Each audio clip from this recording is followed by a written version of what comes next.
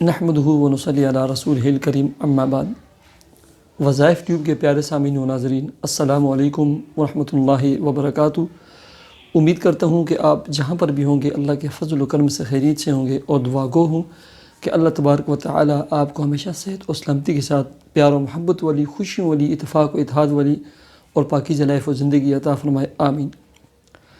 پیارے سامعین و ناظرین، رزق، جاب، کام، کاروبار اور مال و دولت میں برکت کے لیے میں آپ کو ایک ایسا عمل اور وظیفہ بتلاتا ہوں، اگر آپ پابندی سے یہ کرتے رہیں تو آپ کی لائف اور زندگی میں جلد ایسے دن آئیں گے کہ لوگ آپ پر رشک کریں گے، لوگ آپ سے پوچھیں گے کہ آپ کون سا عمل اور کون سا وظیفہ کرتے ہیں۔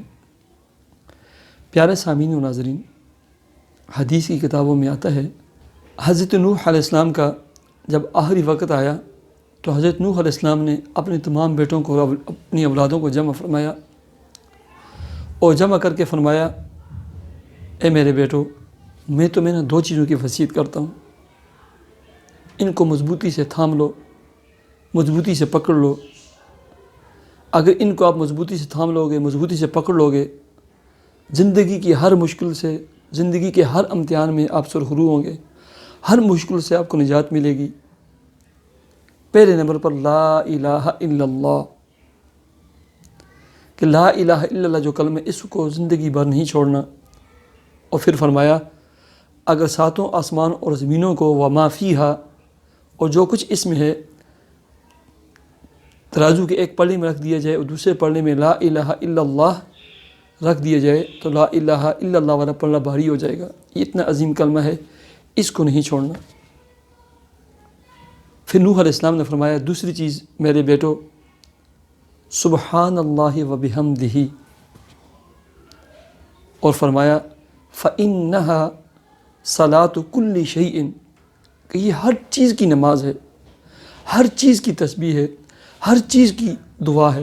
وبہا یرزق کل شیء، اور اسی کے ذریعے ہر چیز کو رزق دیا جاتا ہے۔ اس کلمے کو نہیں چھوڑنا، سبحان اللہ و بحمدہ کو۔ تو پیارے سامعین و ناظرین، سبحان اللہ و بحمدہ پڑھیں، ایسے سبحان اللہ و بحمدہ، سبحان اللہ العظیم پڑھیں، یا تیسرے نمبر پر سبحان اللہ و بحمدہ، سبحان اللہ العظیم و بحمدہ استغفر اللہ۔ کم از کم فجر کے وقت یا فرضوں اور سنتوں کے درمیان یا فجر کی نماز سے پہلے یا بعد میں ایک تسبیح لازمی پڑھیں، اور دن بھر چلتے پھرتے پڑھیں۔ وَبِهَا يُرْزَقُ كُلِّ شَيْءٍ، اللہ رب العزت نے آپ کے رزق میں اتنی برکتیں عطا فرمائیں گے آپ تصور بھی نہیں کر سکتے۔ اور ایسے ہی دن کا آغاز اور ابتدا ایک تسبیح لا الہ الا اللہ، افضل الذکر لا الہ الا اللہ، اور آخر میں ایک مرتبہ محمد الرسول اللہ پڑھیں۔ اللہ تبارک و تعالی مجھے اور آپ کو ہر مشکل اور ہر پریشانی سے نجات عطا فرمائے، آپ کے رزق، کام، کاروبار، جاب اور ملازمت میں خوب برکتیں عطا فرمائے۔ مجھے اجازت دیجیے، اللہ حافظ۔